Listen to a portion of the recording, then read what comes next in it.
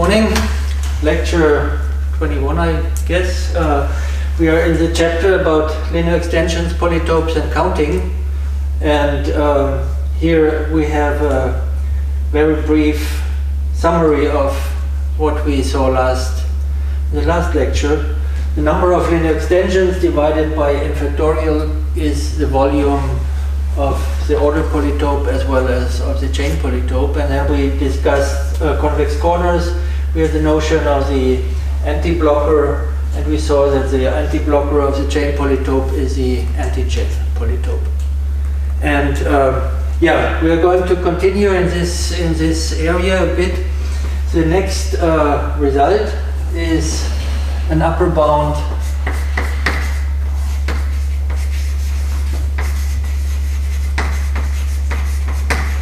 for the number of linear extensions. And the proposition is as follows. So we have, of course, a poset as usual, and now we look at a b in r plus to the x, and this b should have the property that whenever we multiply it with a characteristic vector of an antichain, then this is upper bounded by 1. So this is for all a antichain. And now, given this situation, we are going to conclude that the number of linear extensions of P is upper bounded by the product over the elements 1 over the component of the vector B, which corresponds to this element. So this is the inequality, and we are going to see two proofs. So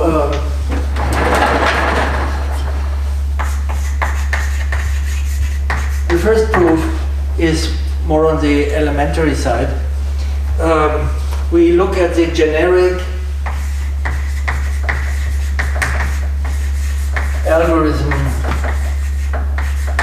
for linear extensions.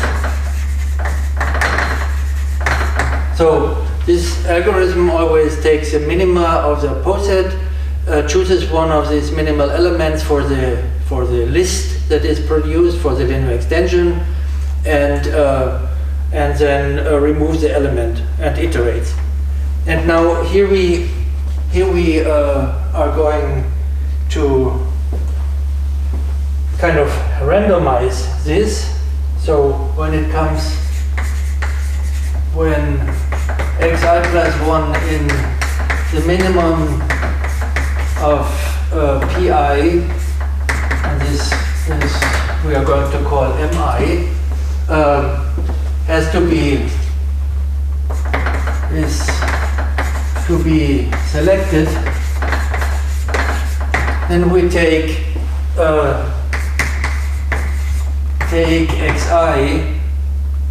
x in mi with probability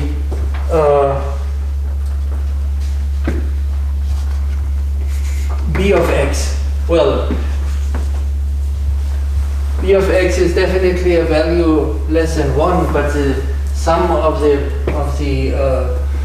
guys is not necessarily 1, so we have to normalize, and we take all the elements in the antichain which is available, and we take their probability, and this is definitely at least as large as bx, because this is an antichain and we sum over the weights of antichain, and by definition this is at most 1. So we have this inequality. Yeah, so this is a way of specifying what the generic algorithm is doing. Now we look at some linear extension, say L is equal to x1, xn, and we ask ourselves what is the probability that our algorithm is generating exactly this linear extension. And then what we find is that this is the project of a product bxj over the sum y in mj minus 1 bj. These are the probabilities that x1, x2, and so on are taken in this order.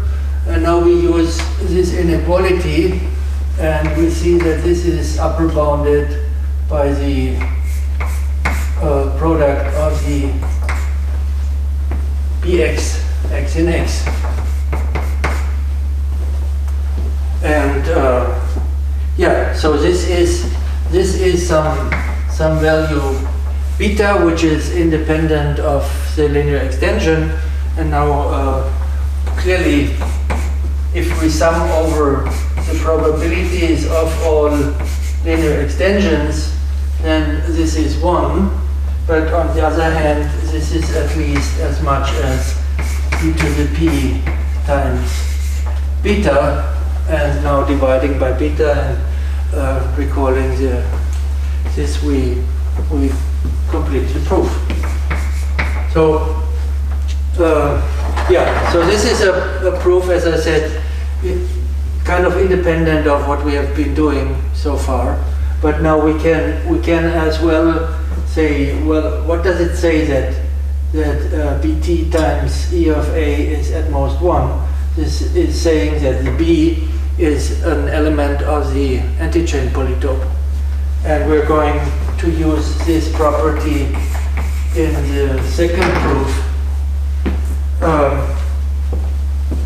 So if we had take a b in the antichain polytope, then this means that for all a in the chain polytope, we have that A transpose B is at most 1.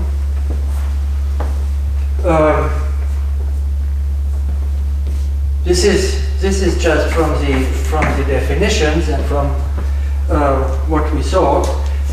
And now from this we can conclude that the chain polytope is a subset of, well, of the half space given by the equation with the b.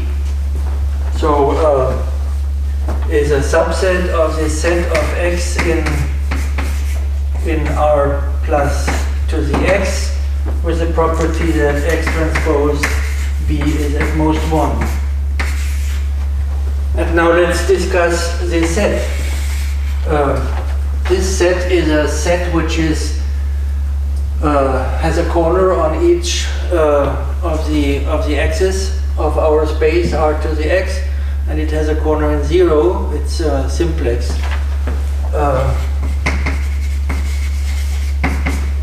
And if it would intersect each of the x's at the value 1, then the simplex would be the chain polytope of a permutation, and its volume would be 1 over n factorial. But now what happens here is that the intersections with the different x's are scaled, and now the new intersection with the x's corresponding to little x in an element of the poset is 1 over bi. So this is the standard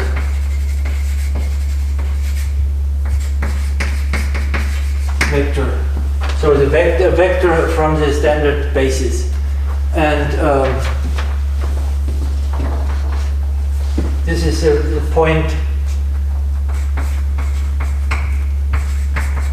on axis I. Say. And now from this we see that the volume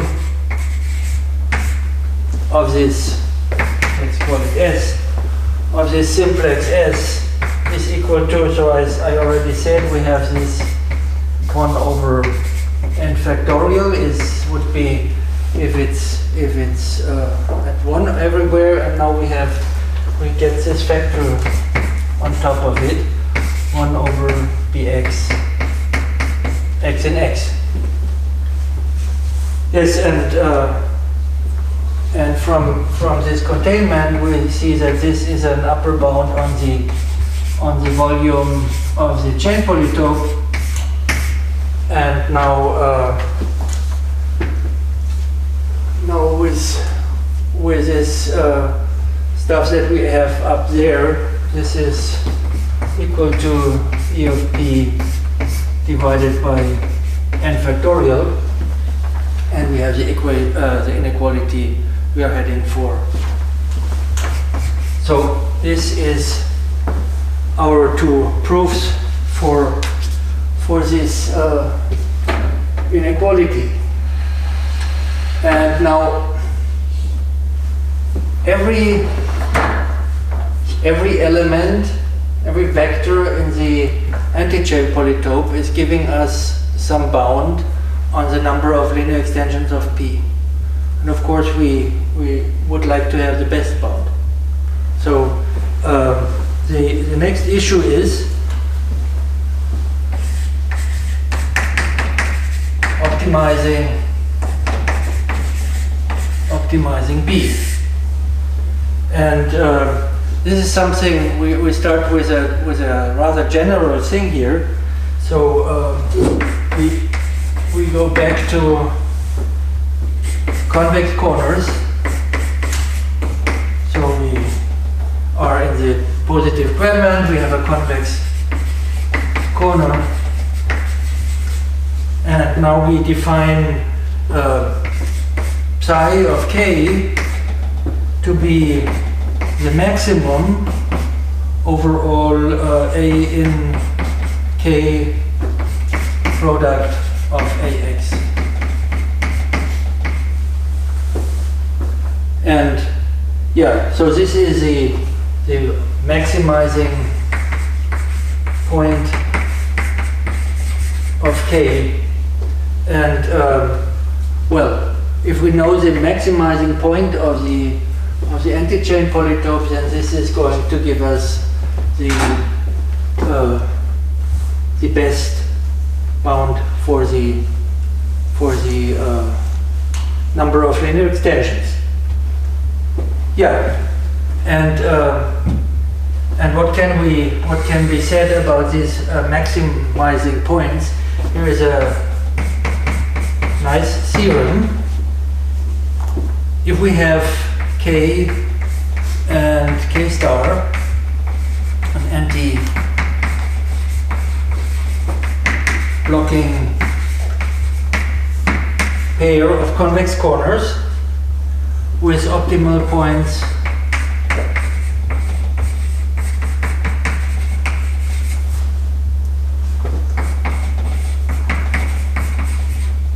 A and B, then we can, and the statement is that AX times BX is equal to 1 over n for all x. So of course n, as usual, is the size of this set. Yeah, and from this we get that the product of the two psi values is equal, I mean, it's just the product of these products, so it's 1 over n to the n. Yeah, and if you have ax and bx points in k and k star, then they form an optimal pair. So each of them is optimal for its respective convex corner. Yeah, that's the result.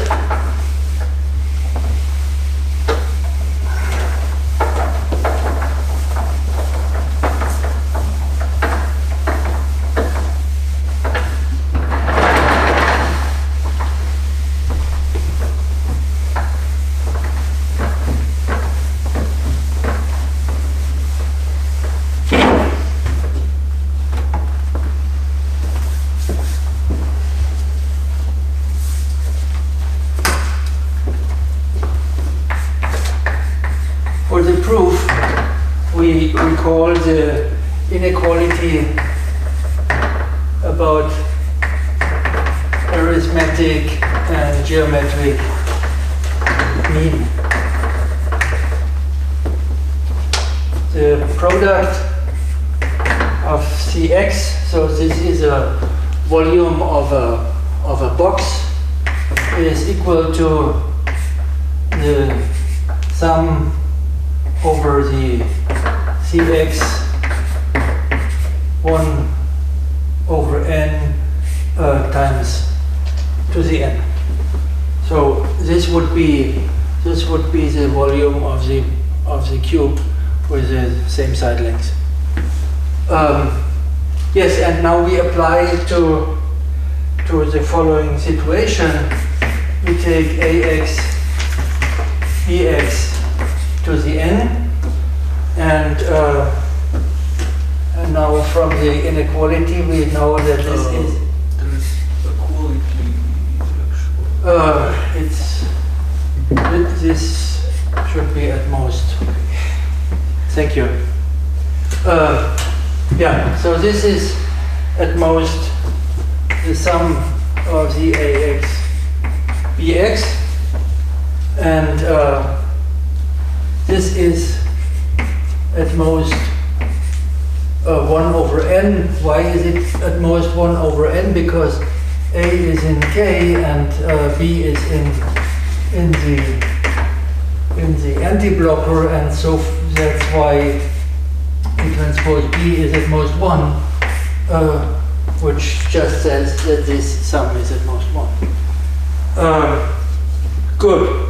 So from this we see that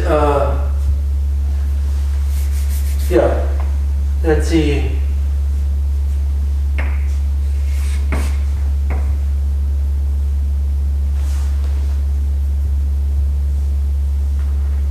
here I was wrong again. This is to the 1 over n. Yeah, we move the to the n to the other side, so we should make it a 1 over n. Yeah, so from this we get that the product of the psi values is upper bounded by 1 over n to the n. So the more interesting part comes now.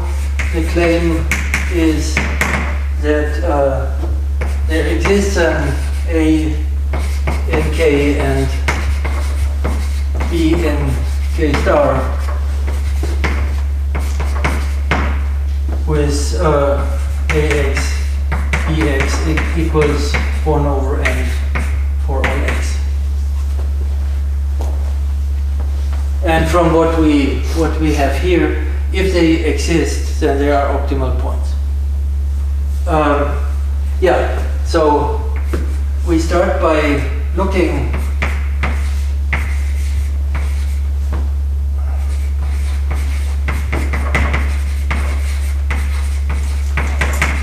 at an optimal point of K.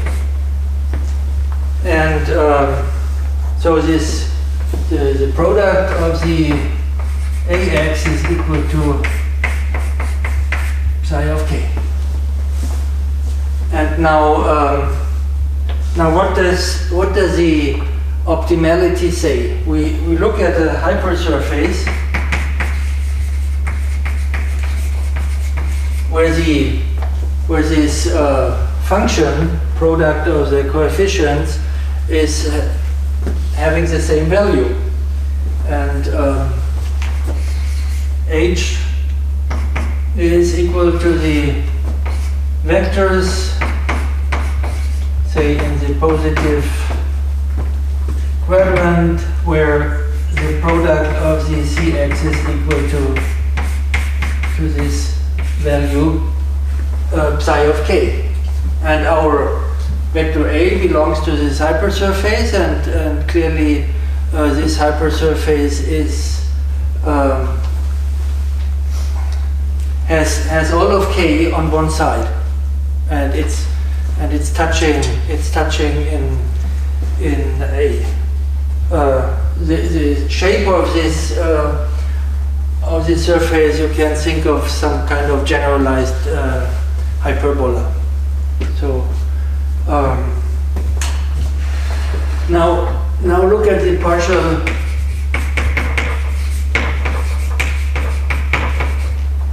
derivatives. We have the function which is a product of xi's, and we look at, or let's make it a j here and an I here, and well, what we get here is the result can be written, I mean, you just remove the entry xi from this product, but you can do it by dividing.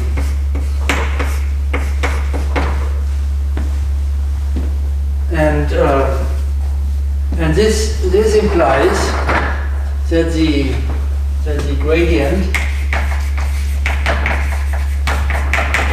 in the point A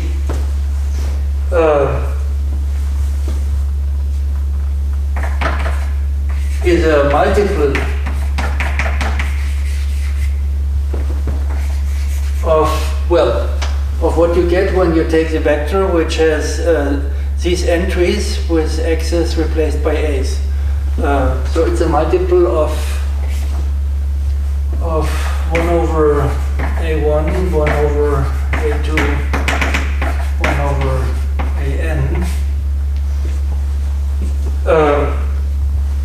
And in fact, so let's call this a to the minus 1. And now, given the gradient, we know the tangent plane at A. So the tangent plane at A, T hypersurface A is equal to the y's with the property that y transpose times I call it B for a moment, equals 1, and the B is, well, it has to be a multiple of this, and yeah, if you multiply 1 over A with A, you get a 1 in each component, you get n, so you better divide by n to have it at A. So this is the tangent plane, and now the statement is, the subclaim is that the optimality of A and the convexity of K imply that the K is completely on one side of this plane. So they imply that the K is a subset of, now we take an inequality, B is at most 1. Yeah, so why? Let's make a sketch. So this should be the tangent plane. Here we have our K. Here we touch at point A. Now suppose that you have, actually maybe we shouldn't draw the K to, we have A. Suppose you have some P in K on this side. This should maybe, this is a 0. If you have a P on that side, then because K is convex, you have the line. And now from the properties of the H, you know that the H is tangent to T. T is tangent to H. So this is locally here in a closed neighborhood. Somehow this yellow line has to reach on the other side of H. And this says that you will find a point whose value is even better.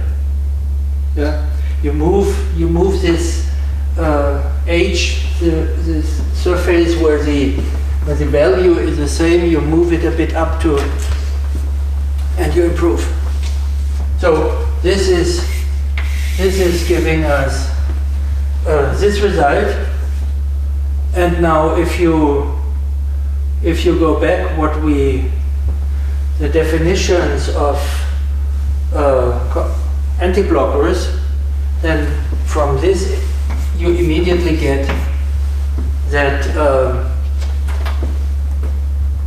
X transpose B is at most 1 for each X and K, and so this B is in the anti-blocker.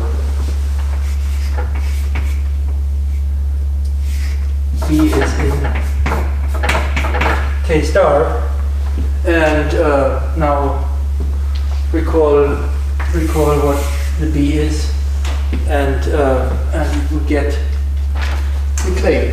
The claim was that we find an A and a B so that the product of the two is equal to 1 over n in each component. Plug your B, and that's it. So yeah, we have proven this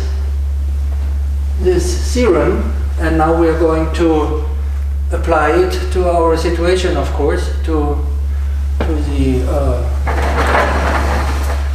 chain polytope and the anti-chain polytope, and see what we can make out of it.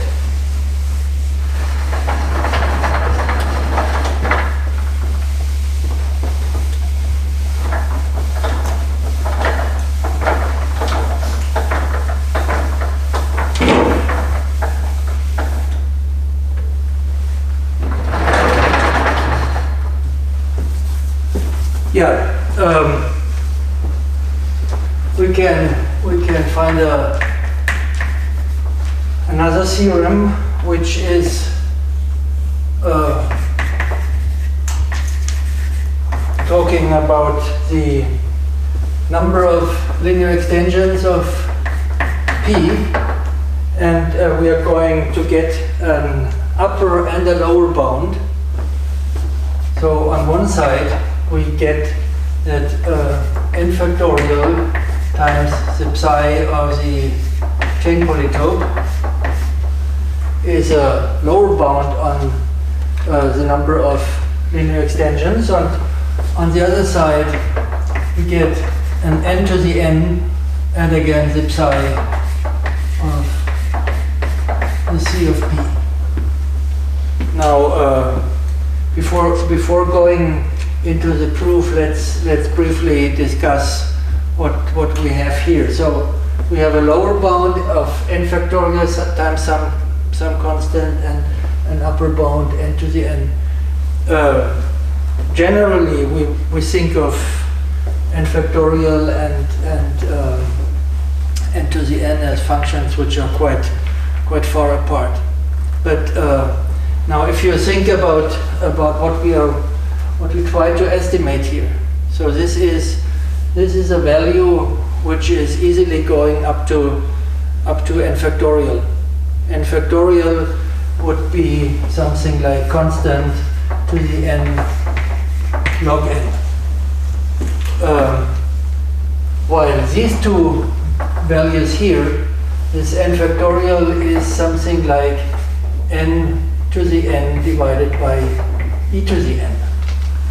So these two coefficients here, they only differ by an exponential, simple exponential function, while the function we are estimating is typically much larger. So this is something quite nice. Yeah. Okay, so this is the statement, and the proof is really easy.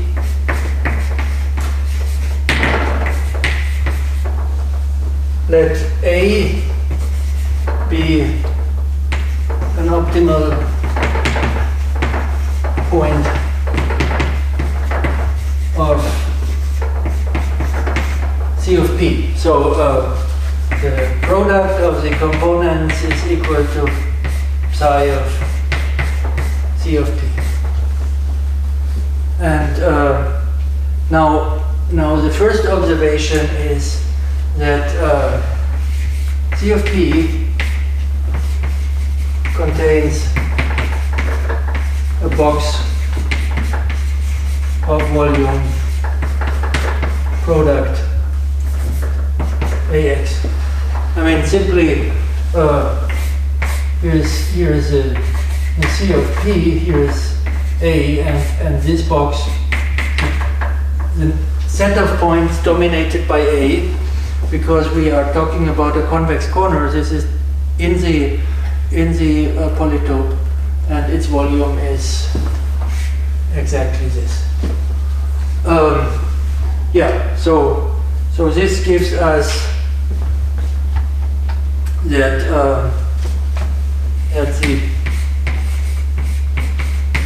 this is a lower bound on the volume of C of P, which is equal to P of P divided by factorial.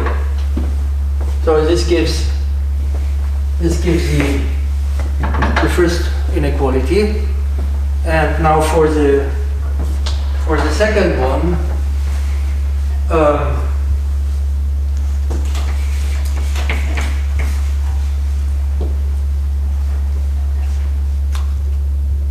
E of P is upper bounded by psi of A of P. This was this proposition. Yeah, we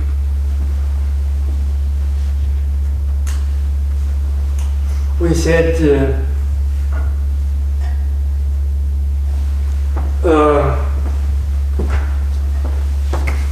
minus 1. Yeah? Now it's getting correct. So the B is an element from the anti-chain polytope, and this is 1 over the best bound we said we get by taking the psi. So we have this one, and this is equal to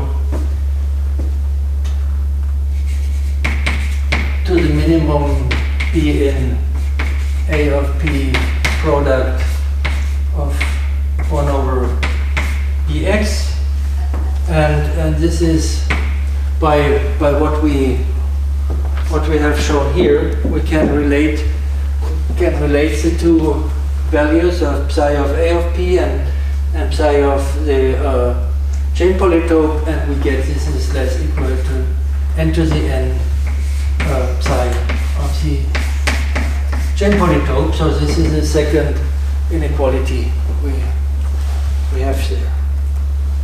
So this is easy, and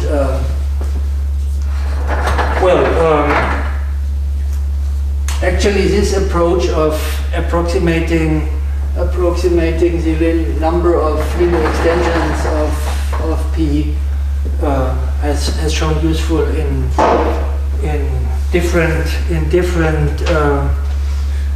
situation. In particular, and the first instance of this was work by Kahn and Kim, where they give a algorithm for sorting in the under given pre-information. So somebody started the sorting and gave you the result of his queries as a posit, and now you're supposed to complete the sorting optimally, meaning somehow in time or with a number of queries logarithmic in the number of linear extensions.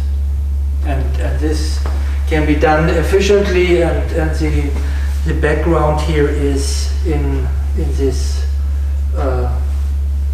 theorem. Okay, so now we leave the polytopes and we discuss some other aspects of counting linear extensions. So maybe I erase everything and we can start into the next part.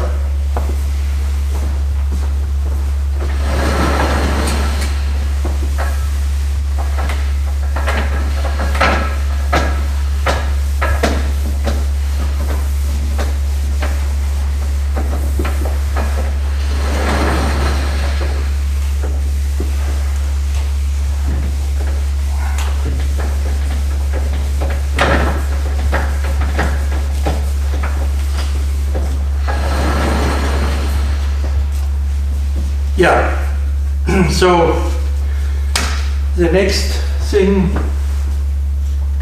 is Sidorenko's,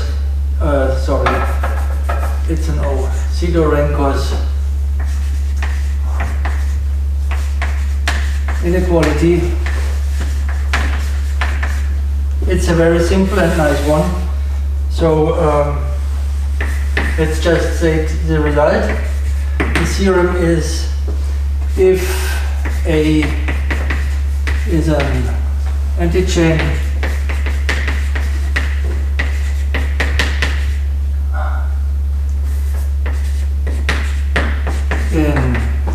in a P,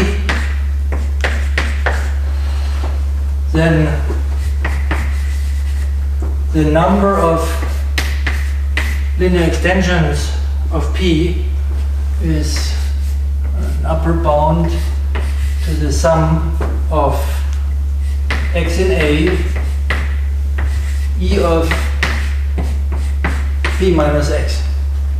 So you delete element x from P and you look at the remaining linear extensions, and the numbers that you get here for each x, you sum them up, and this is a lower bound on the number of linear extensions of P. So just as a remark or as a motivation, there is one instance where this is very obvious. If you take A, the antichain of minimal elements, then a linear extension of P minus x can be extended by putting x at the very beginning. So you get P minus x1, P minus xk, these are the minimal elements, and the linear extensions of P that you generate, they are disjoint. So the sum of these values is a lower bound. Actually, it is equal. It is equal because every linear extension of P has some minimal element. And actually here we can add something. We can add in which case we have equality. So with equality, if and only if each maximal chain C has A intersect C non-empty. So each maximal chain intersects the given antichain. For the minimal antichain of minimal elements, this is clearly true. And yeah, so the remark was equate the true if A equals min of P or A equals max of P. And another remark is that this can be used to show that E of P, the number of linear extensions, is a comparability invariant. So you don't need to know the poset. It's enough to know the comparability graph, which is of course less information. And yeah, from the comparability graph you can derive this, and you just do it by realizing that antichains are independent sets, chains are cliques. So you can identify this condition, and then you can do induction on the number of elements to get the result. Good. That much for the statement. And yeah, again, this is a nice one, and we will have two nice proofs. So let's start with proof one. The technique we are going to use is. Is it clear that every poset has an anti-chain that fits every maximal chain? Sure, the minima. The minima. Yeah, sure. Oh wait, but given the comparability graph, you don't know. The comparability graph has a transitive orientation by definition, so it has a poset, and you can take the antichain of minima of the poset. Yes.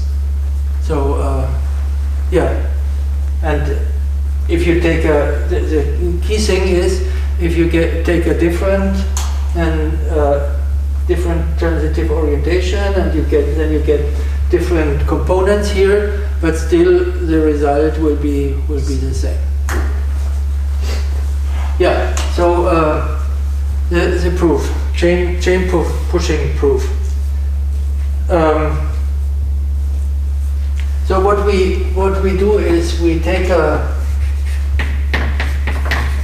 linear extension,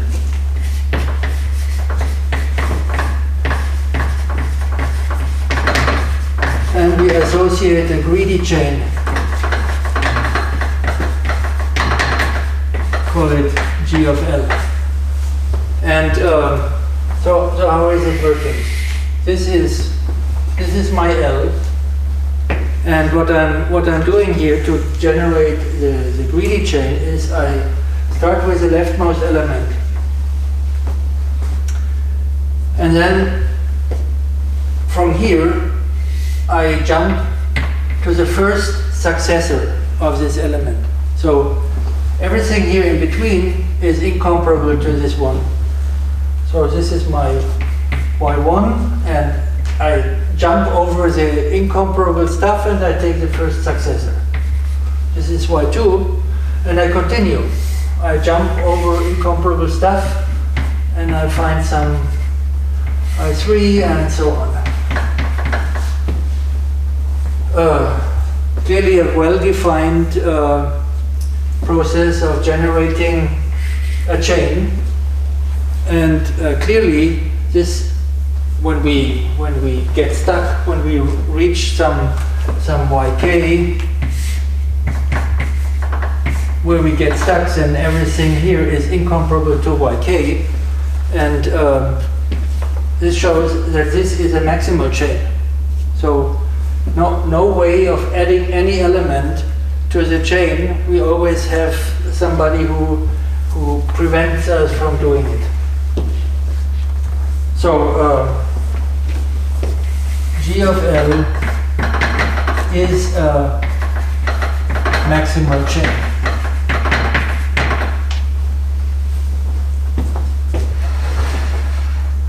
This is one observation, and just for later to show that it's really if and only if, let's observe that every maximal chain is the G of L for some L. Every maximal chain appears as greedy chain of a linear extension, and the idea is as in the to me it reminds me of the proof where you show that the dimension of a poset is upper bounded by the width. You take a chain decomposition, and with every chain you associate a linear extension, which is done by the generic algorithm, and the idea is that you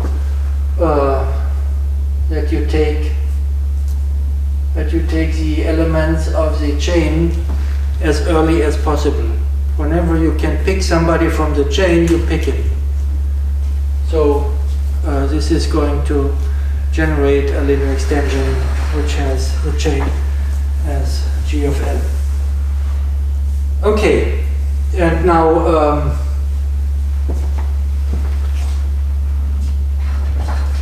now we go for the A. So we have given A,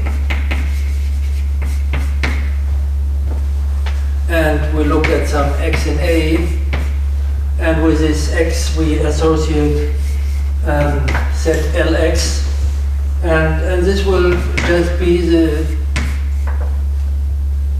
linear extensions with the property that X is a member of the greedy chain of L. And now, clearly, when you look at different elements of A, and you look at Lx and Ly, and the intersection is empty. The greedy chain is a chain, and it can have at most one of the two elements. Cannot contain both. So this is easy, and from this we can translate this into an inequality. So we have all our linear extensions, and they are partitioned into the Lx with x in A and some remainder. Some greedy chains may miss A. Not in this case. In this case, the remainder is empty. But in general, there can be something left over. So L of x, and we note that equality if and only if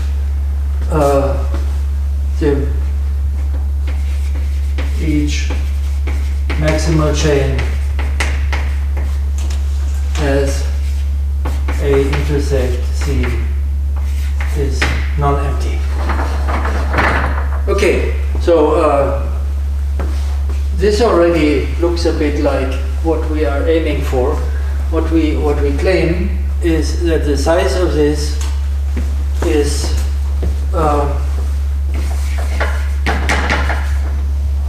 L of x cardinality is equal to the number of linear extensions of p minus x.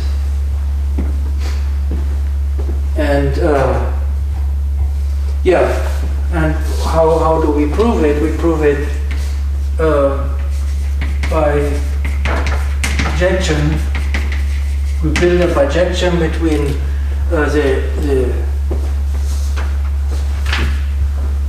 between the linear extensions of p, which are here, and the linear extensions of p minus x. So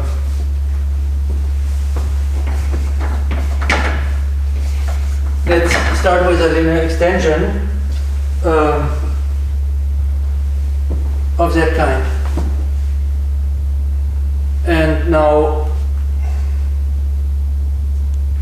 or maybe we first note that that this is trivial if x is a minimal element. Yeah, if x is a minimal element, then x is in the greedy chain if and only if x is the first element. And now, taking x off, we get a linear extension here, and taking a linear extension here, you add x at the beginning, and you are here. So this, in this case, it's completely obvious. Now, here is an L in Lx, and let's recall what the meaning is of being in Lx. We have this greedy chain, which takes y1, y2, y3, and then at some point it arrives at xi, yi equals x, and then it may continue. Okay, so this is our critical element, and what we are going to do now is we define L prime, and the idea is we push the chain. So we take the previous picture, and on this side everything remains, but here on this position we put yi minus 1. And at this position we put y2, here we put y1, and this slot we keep empty. And now this is allowed because by building the greedy chain, this is incomparable to y1, and this is incomparable to y2, and so on. So it's okay to push y1 into this position and so on. This is a linear extension of p minus x. And now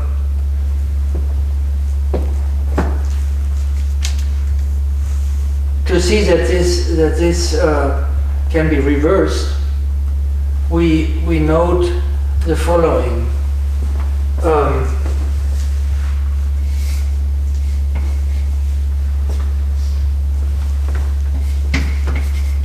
This is the rightmost predecessor in L prime. So this was the position where the x was sitting. So no predecessor of x to the right. To the right we only have incomparable stuff and successors. The predecessors are all sitting to the left. And now we have filled this position with a predecessor. So clearly it's the rightmost predecessor. And from here we can iterate and we can backwards find the greedy chain. Now remember that this gap here, this is inc of yi minus 1. Now yi minus 1 is sitting on the right boundary, and this stuff still is incomparable with yi minus 1.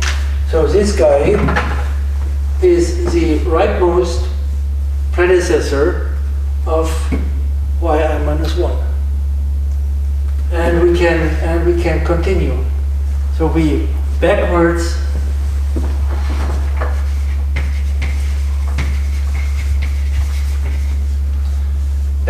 greedy chain recovers elements y1, y2, yi minus 1 in L prime. And now having identified this sequence of elements, of course we can redo. We can push everything and we can fill the position with x, and we are back to L. So it's a bijection. And yeah, this proves the claim, and this completes the proof of the inequality. It's nice. The second one will be nice as well.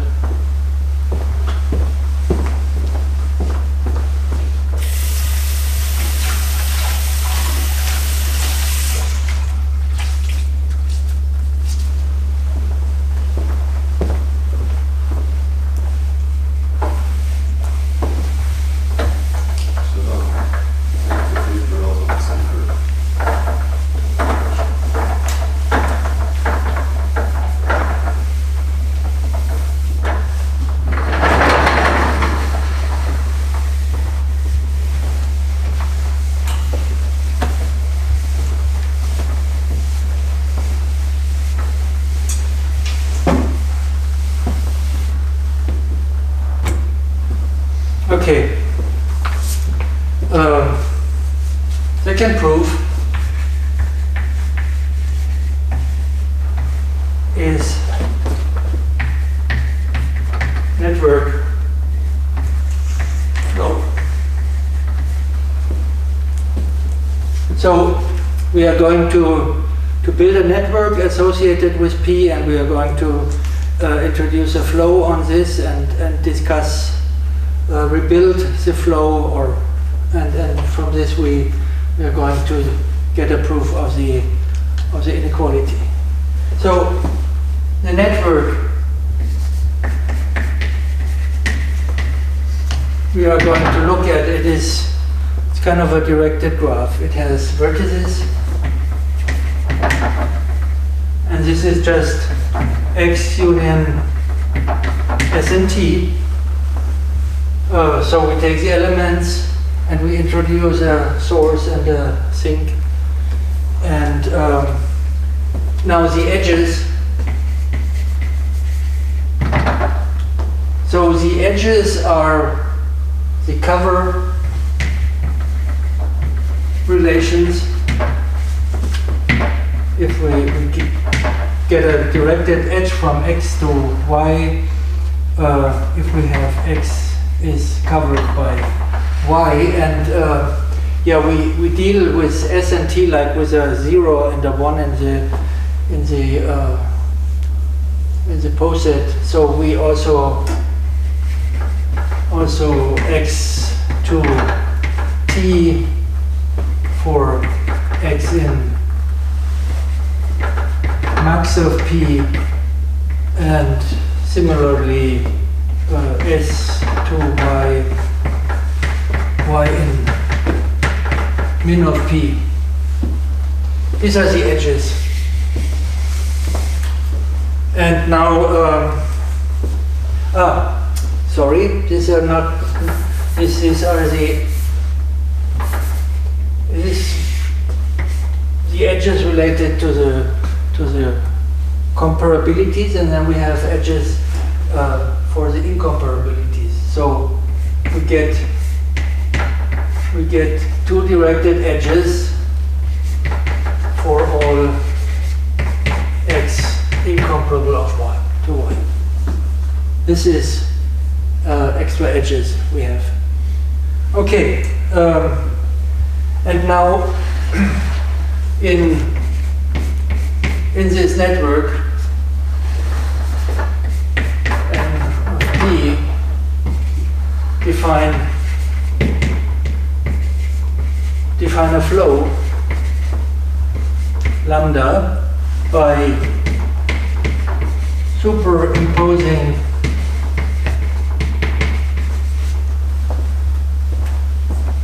a unit flow for each linear extension. And the way this is done is super obvious. You get you have a linear extension x1 to xn, and the unit flow, the lambda of L, is equal x1, x2, xn, and t. This is a unit. You on this path you shift one unit, and so the only thing you have to verify that these arrows actually all are in the network. If you have a linear extension and you consider consecutive elements, either it's a cover or they are incomparable. So we are fine. Yeah, and so we have the flow total flow is equal to E of P.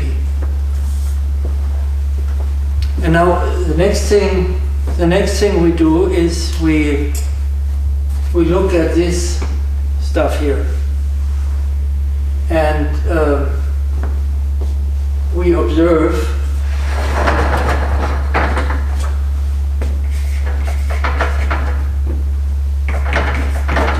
that if x and y are incomparable, then lambda xy equals lambda yx. So what is lambda? This is the amount of flow that's going in direction from x to y. And this is the amount of flow going from y to x. So so simply because lambda xy is equal to the number of L of the form L is equal to something, and then x and y come consecutively. But now they are incomparable by assumption, and if I flip the pair, it's still a linear extension, and now it's a linear extension contributing to lambda yx.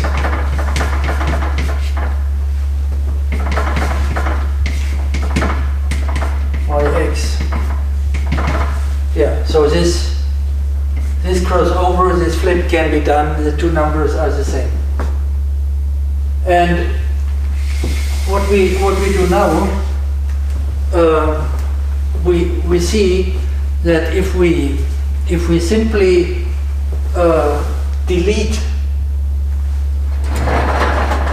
the double edges that come from incomparabilities from our network and keeps the flow on all the other the value on all the other edges, then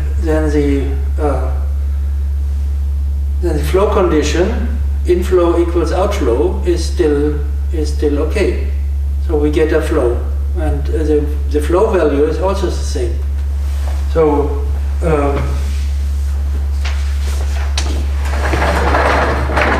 what we do is we remove the edge pair for all x incomparable y, and we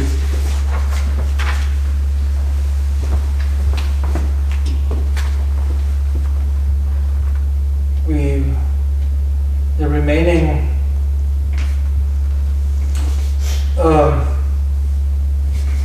results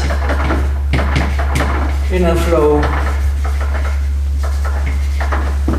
we still call it lambda on the reduced network. Let's call it n hat.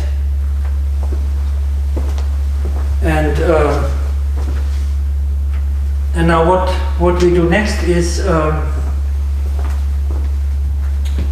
we look at the flow value in a given vertex. So let lambda of x be the sum of flow in this vertex. So we look at the edges that come in this reduced network, and we look at the corresponding flow value. And now here is a lemma. The flow value here, the flow in x is equal to E of p minus x. Yeah, so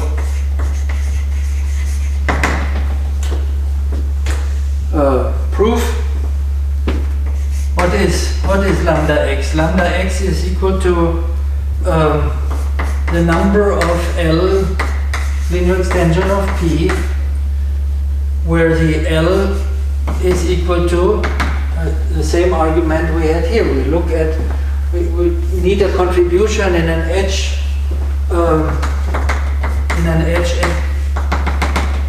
yx with y is covered by x. Now what can we say here? We can say that in this L, y is the rightmost predecessor of x, and now when we define L prime equal to, so we look at all the L's which are counted here, and with each of these L's we get an L prime where we simply delete x. Then this is a bijection. Yeah? So you have L, you remove x, and now you're given L prime, and you ask yourself, where am I going to introduce x? And yes, sure, I know where I put it. I look at the rightmost predecessor of x, I find it somewhere, and I put x right to the right of this element. So this is a bijection And I can take any L prime, which is a linear extension of P minus X. So this is a proof of this lemma. And yeah, now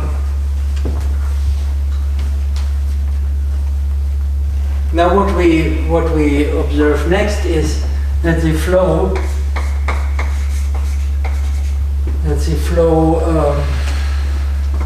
lambda on our reduced network can be decomposed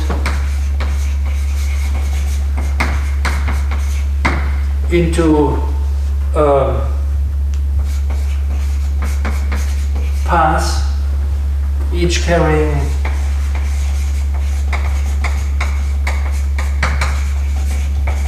a unit of flow. So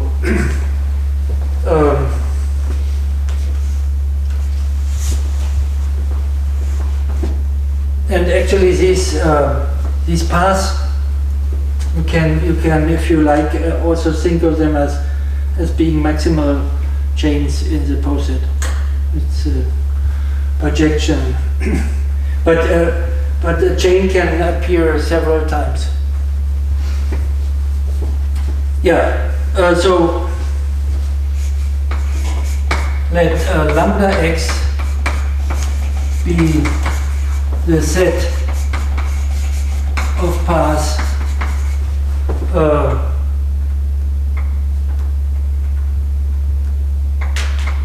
containing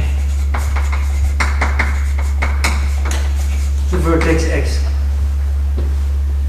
and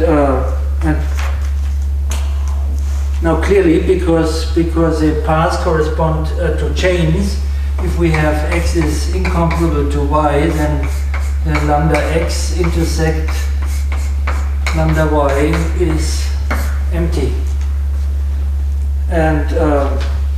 And using this, we can now look at the elements of our anti-chain. So far we didn't touch the anti-chain here. Now we are going to close in here. We take the elements of the anti-chain. The lambda for these elements are disjoint, and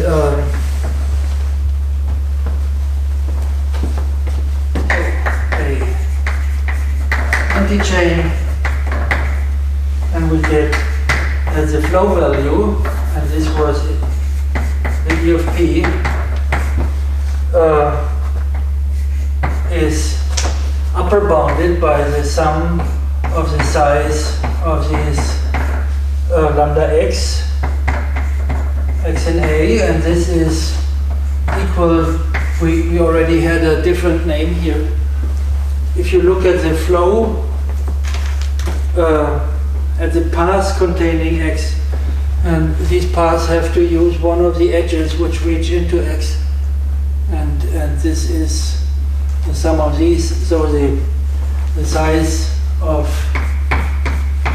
lambda x is equal to little lambda x. We can replace this here, x in A, and this we had the lemma that we can replace lambda x by, oops, here it is, by E of P minus x. So this is E of P minus x, x in A, and yeah, and that's it. And now, so we have the inequality we are heading for, and now finally the situation, the discussion of equality. If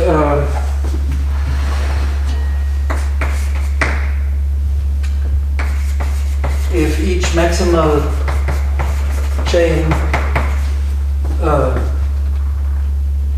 hits A, then this lambda x is a partition of the unit of the path carrying unit length. So then we get equation here, and yeah. This is this second proof of Sidorenko's inequality. Good.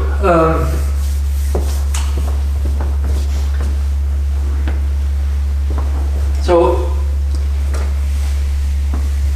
we are discussing enumeration of linear extensions, and in general, I already mentioned this several times, I guess, this is a hard problem. Given a partial order to determine the number of linear extensions is a sharp P complete problem. But of course, there are some instances where it can be done. So the first that comes to mind, if P is a chain or if P is an anti-chain, these are two cases where we can do it. And there are some more cases where we can do something, or where we get some nice connections.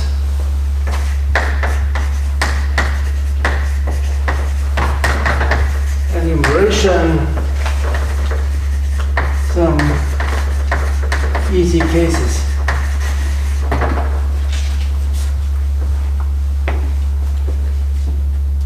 So let me maybe begin with series parallel. So series parallel means that either you have you take a disjoint sum of P and Q, or you take P and Q and you stack them on top of each other with a complete relation in between. And with these two operations, from trivial posets with one element, you generate all series parallel posets. And here you have some really obvious things. If you take the product, then a linear extension will take everything in Q below everything in P. So you have the product of the two. In this case, it's a bit more interesting, but also very easy. First you select on your linear extension which slots are going to fill with elements of P and which with elements of Q. And having done this, you can plug in any linear extension of P together with any linear extension of Q. So you again get this product here, but this time the coefficient here is NP plus NQ choose NP. So this is series parallel. Let me just by picture mention Fibonacci. There are posets which have the Fibonacci numbers as number of linear extensions. Maybe not a big surprise that something like that exists. Let me give you an example with the obvious way of continuing. There are also posets where the Catalan numbers appear as the number of linear extensions. So again, just a small example.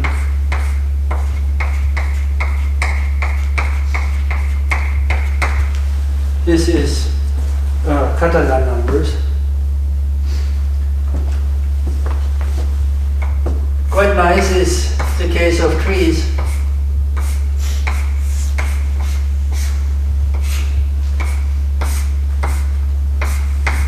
So the trees we are looking here is upgrowing trees.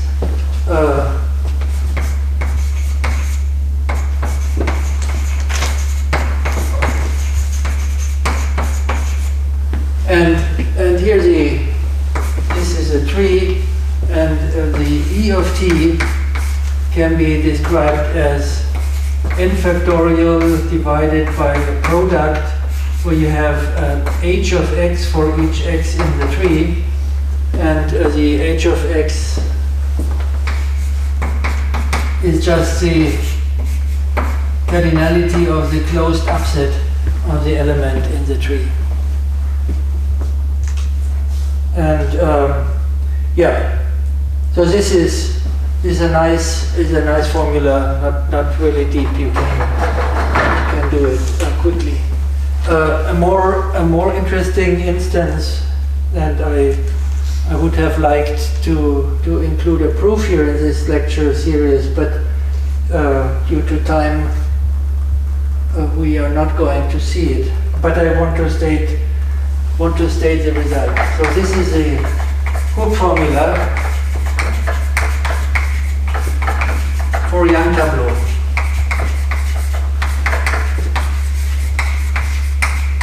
So the Hooke formula for Young Tableaux is interesting for two reasons. First, it's really a nice formula and has interesting proofs.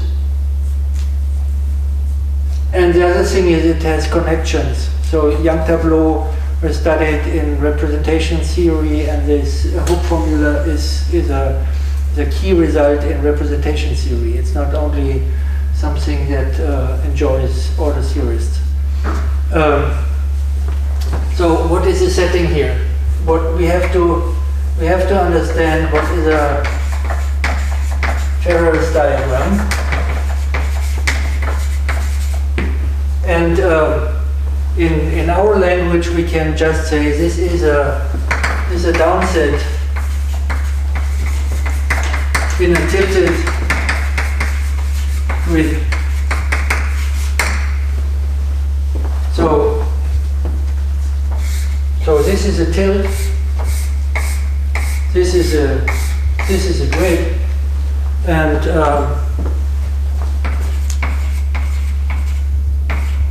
this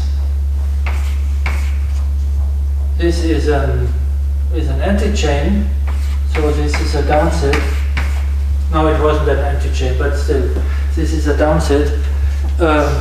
And now, what we, for some reasons in this setting, we rather think of the cells as being the elements. Oops. Let's see. I can't complete it. Okay, so this would be a Ferrer's diagram. Let me put another one.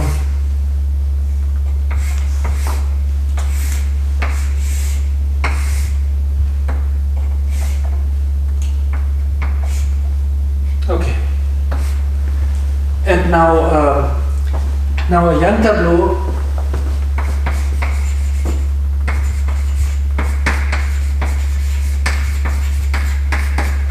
is a filling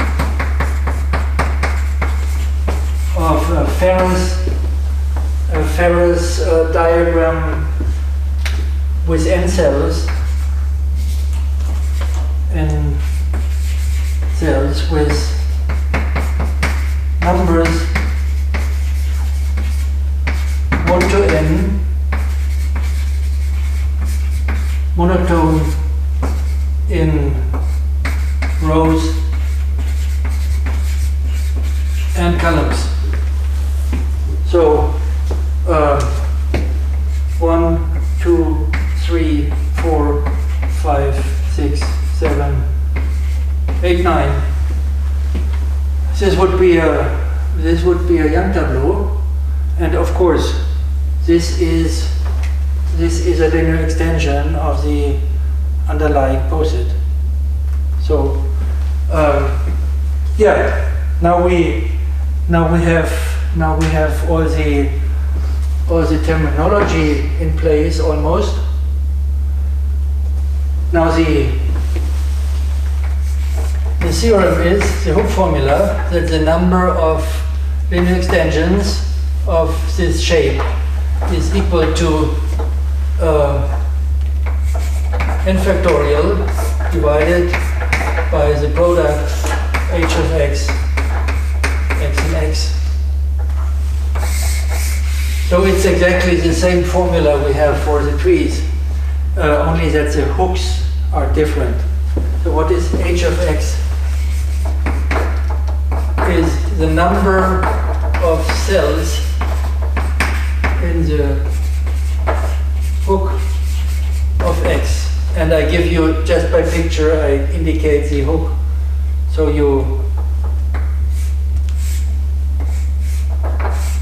take your cell x, and you take all the cells that are above and all the cells that are to the right. So typically, of course, people are not tilting. They keep the shape of a Young tableau.